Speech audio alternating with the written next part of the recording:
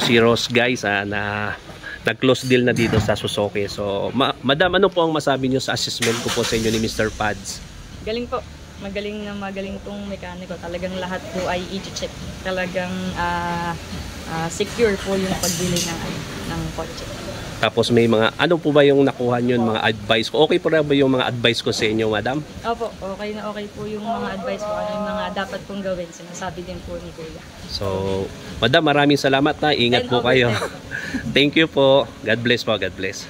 Guys, muli, meron tayong na-close deal dito. Nagpa-assist.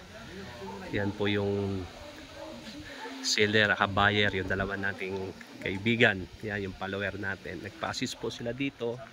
Dito tayo sa lugar ng San Jose del Monte. So, na-assist na po natin to, na-check na po natin lahat. Okay naman, muling na-satisfy naman po yung client natin, na gustuhan naman po nila. At yan nga po, napag-usapan na nila. Yan, kakasundo na sila. So, okay niya po yan. Okay na sila guys. Ay, kukunin na nila yung sakyan. Ayan.